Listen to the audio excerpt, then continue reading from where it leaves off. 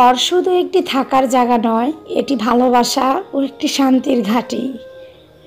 ঘরে ঘরে আল্লাহর নাম উচ্চারিত হলে শয়তান যেমন পালায়, তেমনি আল্লাহর রহমত নেমে আসে। আসসালামু আলাইকুম, আমি ফাতেমা রুনা, পেশায় একজন সহকারী শিক্ষক। আমি আপনাদের সাথে আছি ঐতিহ্যের নগরী কুমিল্লা থেকে। রুনা সোহেল ফ্যামিলি ব্লগে নতুন একটি দিনে নতুন আরও একটি ডেইলি লাইফস্টাইল ব্লগে আপনাদের সবাইকে আরও একবার স্বাগত জানাই। আই হোপ কাছে বা দূরে, দেশ বা বিদেশে যে যেখান থেকে বসে আজকে আমার এই ভিডিওটি দেখছেন বা দেখবেন, সবাই যেন আল্লাহর রহমতে ভালো থাকেন, সুস্থ থাকেন, এবং আমিও আপনাদের দোয়ায় আলহামদুলিল্লাহ ভালো আছি। আজকে সকাল থেকে ভিডিওটা শুরু করেছি। মুহররমের 10 তারিখ, পবিত্র আশুরার দিন। আজকে আমি রোজা রেখেছি, তবে আমার বাচ্চারা তো রোজা রাখেনি। ওদের জন্য সকালে নাস্তার আয়োজন করেছি।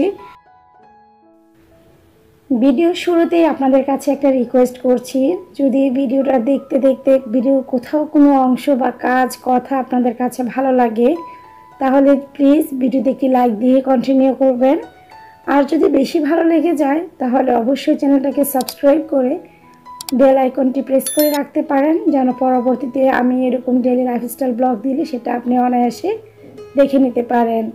আর আপনি যদি অলরেডি সে কাজগুলো করে থাকেন তাহলে আপনাকে জানাই অনেক অনেক ভালোবাসা ও দোয়া। মুহররম মাসে মুহররমের রোজার যে ফজিলত, সেটা আমি গত ভিডিওতে বলেছিলাম। তো এই ভিডিওতে আবারও বলি, এই মুহররম মাসে আমরা বেশি বেশি করে আল্লাহর ইবাদত করব, নফল নামাজ পড়ব, নফল রোজা রাখার চেষ্টা করব, দান সদকা করব, যেন সুখে দুঃখে সর্বাবস্থায় মহান আল্লাহ তাআলা আমাদেরকে সকল অবস্থা থেকে উদ্ধার করেন।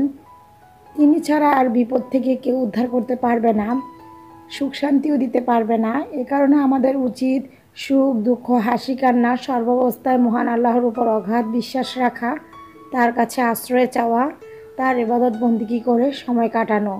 সংসার জীবন যেহেতু একটি বিশাল জায়গা, সেখানে কাজকর্মের পাশাপাশি যতটুকু সময় পাবো সে সময়টুকু আমরা আল্লাহর ধ্যানে, আল্লাহর বিভিন্ন ইবাদতের কাজে নিয়োজিত থাকার চেষ্টা করব।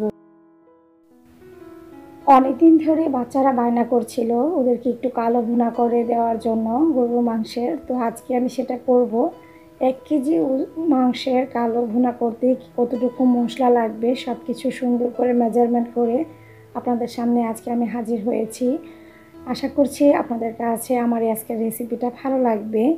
এখানে আমি 1 কেজি গরুর মাংসের পরিমাণে কতটুকু কোন কোন মশলা নিয়েছি তা আপনারা দেখলেই বুঝতে পারবেন। আমি আর মুখে বলার প্রয়োজন বোধ করছি না। তারপর সবগুলো মশলা আমি হালকা একটু ভেজে নিয়ে ব্লেন্ডার করে ফেলেছি। আর এই যে আমি মাংস কেটে ধুয়ে তারপরে নিয়েছি, এখন এক এক করে সব মশলাপাতি দিয়ে দিব। প্রথমে দিচ্ছি কাঁচা পেঁয়াজ কুচি 1 কাপের মতো। তারপর এখানে আমি স্বাদ মতো লবণ দিয়েছি, যতটুকু আমার প্রয়োজন ততটুকুই। এক এক করে সব গুঁড়া মশলা দিয়ে দিব, হলুদের গুঁড়া, ধনিয়ার গুঁড়া, তারপর হচ্ছে মরিচের গুঁড়া। তবে কালো ভুনার মধ্যে যে সিক্রেট একটা ব্যাপার আছে সেটা হচ্ছে, এখানে অন্য মাংসের মধ্যে আমরা যতটুকু পরিমাণে হলুদের গুঁড়া ইউজ করি, কালো ভুনার মধ্যে অল্প একটু হলুদের গুঁড়া দিতে হবে, বেশি হলুদের গুঁড়া ইউজ করা যাবে না। তো এক এক করে সব মশলাপাতি দেওয়া শেষ। আমি এখানে 1 কাপের মতো পেঁয়াজ বেরেস্তা দিয়েছি, তারপরে 2 টেবিল চামচ আমি দিয়েছি আদা বাটা, 2 টেবিল চামচ দিয়েছি আমি রসুন বাটা, আর গরম মশলার গুঁড়া তো আমি দিয়েছি, দেখিয়েছেন আপনারা। তারপর হচ্ছে অল্প একটু তেল দিব, যেহেতু সরিষার তেল দিয়ে পরে আমি এটাকে আবার ফোড়ন দিব, সেই জন্য এখন বেশি পরিমাণে সয়াবিন তেল দিচ্ছি না, অল্প পরিমাণে মানে হাফ কাপ হবে ওরকম পরিমাণে তেল দিয়ে আমি ভালো করে এটা ম্যারিনেট করে রেখে দিব আধা ঘন্টার জন্য। এটা এদিকে আধা ঘন্টার মধ্যে ম্যারিনেট হতে থাকবে, আর অন্য পাশে আমি আমার বাকি রান্নাগুলো কমপ্লিট করছি। যদি আপনাদের হাতে সময় থাকে তাহলে আপনারা আরও বেশি সময় ধরে এটাকে ম্যারিনেট করে রাখতে পারেন, তাতে একদম অথেন্টিক কালো ভুনার ফ্লেভার আসবে এবং মাংসটা অনেক বেশি জুসি হবে, ভালো লাগবে খেতে। এই যে করলা ভাজি করে নিচ্ছি। একটা সময় কি জানেন, করলা আমার তেমন একটা পছন্দের জিনিস ছিল না, আমি তেমন করলা ভাজি খেতে পারতাম না। তবে এখন বয়স বাড়ার সাথে সাথে মানসিক পরিপক্কতা আসার সাথে সাথে মানুষের মধ্যে যে অটোমেটিক কিছু পরিবর্তন আসে, আমার এর মধ্যে সবচেয়ে আকর্ষণীয় পরিবর্তন হচ্ছে অন্যের পছন্দকে রেসপেক্ট করতে শেখা। ছোটোবেলায় করলা খাইনি, আস্তে আস্তে করলার সাইড করে রেখে দিয়ে আলু শুধু বেছে বেছে খাওয়া শিখেছি। এবং আরও যখন বড় হয়েছি তখন মনে হয়েছে আলু দিয়ে করলা ভাজি চমৎকার একটা খাবার। এখন তো অনেক পছন্দ করেই সেটা খাই, আর খুব ভালো লাগে খেতে। করলা ভাজি হলে মনে হয় যে এক প্লেট ভাত নিমিশে খেয়ে ফেলা যায়। ছোটোবেলায় কি মনে হতো জানেন? ছোটোবেলায় যারা করলা পছন্দ করতো তাদেরকে নিয়ে আমি অনেক বেশি চিন্তাভাবনা করতাম যে এত বেশি তিতা খাবারটা কিভাবে খায়।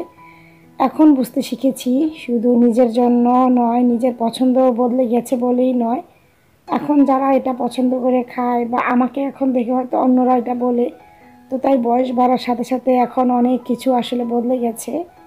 আমি একপাশে কিন্তু মাছ রান্না করে নিয়েছি, একপাশে করলা ভাজি করে নিয়েছি, উঠিয়ে রেখেছি। আর আমার একটা চুলাতে একটু সমস্যা আছে, সেজন্য যেটাতে কম আঁচ সেটার মধ্যে কালো ভুনাটা নিয়ে এসেছি, আর যেটাতে একটু বেশি আঁচ আছে সেটাতে আমি মাছটাই মানে রান্না করে ফেলেছি। আর এই তো রান্নাবান্না শেষ। আপনাদের ভাইয়া বাসায় এসেছে হঠাৎ করেই, সে একটা কাজে এদিকে এসেছিল, তো আমি ফোন দিয়ে বলেছি বাসায় এসে খাবার দাবার খেয়ে তারপরে যেন যায়। তো উনি এসেছেন, আর বাচ্চাদের সাথে কিছুটা সময় স্পেন্ড করার পর আমি খাবার দিয়েছি টেবিলে। আমি যেহেতু রোজা, তো সেজন্য আমি আজকে ওদের সাথে খাবো না, ওরাই বাবা ছেলে মেয়েরা মিলে খেয়ে নেবে। আমি ছোটোবেলায় করলা পছন্দ না করলেও আমার ছেলেমেয়েরা কিন্তু ছোটোবেলা থেকেই করলা বেশি পছন্দ করে। আমার সবসময় একটা টার্গেট ছিল, বড়োবেলায় বুঝতে পারা কিছু ব্যাপার আমি আমার বাচ্চাদের ছোটোবেলা থেকে শেখাতে চেয়েছিলাম, তাদের অভ্যাসে পরিণত করতে চেয়েছিলাম, যেন তারা অন্যের পছন্দ অপছন্দকে রেসপেক্ট করতে শেখে। বুঝতে হবে সবার রুচি আমার সাথে আমার মতো করে ম্যাচ করবে না, এবং আমার রুচি যে সর্বোৎকৃষ্ট এবং এর বাইরে আর কোনো সেরা নাই, এটাও চিন্তা করা একদম সংকীর্ণতা। তাই প্রতিটি মানুষের রুচি আলাদা, পছন্দ অপছন্দ আলাদা, জীবন ব্যবস্থা আলাদা, সংসার সুন্দর সব কিছুই আলাদা। সেই জন্য জগতের সবাইকে রেসপেক্ট করা উচিত, সবার কাজকে সবার সব কিছুকে অ্যাপ্রিসিয়েট করা উচিত। আর আমি মনে করি এটা যখন আপনি করতে পারবেন তখনই আপনি একজন ভালো মনের মানুষ হিসাবে সমাজে পরিচয় বহন করে চলতে পারবেন। বাচ্চারা তো খেয়ে অনেক বেশি প্রশংসা করেছে, বলেছে যে না কালো ভুনাটা অনেক বেশি মজা হয়েছে, সাথে মাছ, করলা ভাজি, তারপর হচ্ছে মাসকলাইয়ের ডাল রান্না করেছিলাম সেটাও বলেছে ভালো হয়েছে।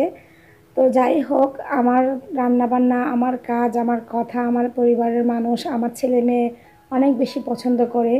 আমার পরিবারের বাইরে আমাকে অনেকে পছন্দ নাও করতে পারে, সবার রুচিবোধ মেন্টালিটি হয়তো একরকম নাও হতে পারে। তো যাদের কাছে আমার রেসিপি, আমার কথা, আমার কাজ ভালো না লাগবে তারা আমার ভিডিও না দেখলেও হবে, আর যাদের কাছে ভালো লাগবে তারা অবশ্যই আপনারা একবার হলেও আমার মতো করে এই রেসিপিটা ট্রাই করবেন। বাজার থেকে কেনা মশলার চেয়ে ঘরে বানিয়ে মশলা দিয়ে কালো ভুনা করলে অনেক বেশি মজা লাগে, যেটা আমার মেয়ে বলেছে।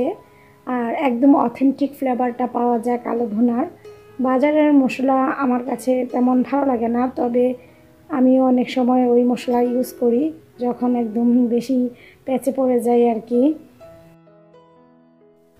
দুপুরে খাবার দাবার খেয়ে তারপরে বাচ্চারা কিছুক্ষণ ঘুমিয়েছিল, আর মেজো ছেলের ক্যাডেট কোচিং ছিল, সে চলে গিয়েছিল। তারপর সেখান থেকে ফিরে এসেছে, আর তিনো ভাই নিচের গ্রাউন্ড ফ্লোরে খেলা করছে। আমি এদিকে ইফতার বানানোর কাজে ব্যস্ত আছি। তেমন কোনো আয়োজন না, সামান্য একটু বাচ্চাদের জন্য রান্না করা, নিজে একটু সন্ধ্যায় ইফতার করা, এই অতটুকুই। এখানে কোনো আহামরি কিছু নেই। আজকে আমি একটা পাটিসাপটা পিঠা বানিয়েছিলাম, সেটা হচ্ছে বিটরুট দিয়ে। অনেক দিন আগে আপনাদের ভাইয়া বিটরুট বাসায় এনেছে, কিন্তু আসলে খাওয়া হচ্ছে না। ভাবলাম বিটরুটগুলোকে ব্লেন্ডার করে ফেলি, তারপরে যে পাটিসাপটার ডো বানিয়েছি। সকালবেলা যে হালুয়া করেছিলাম সুজির, সেখান থেকে বেঁচে গিয়েছিল কিছুটা, তো সেগুলোই পুর হিসাবে ব্যবহার করছি, একদম সাদা মাটা।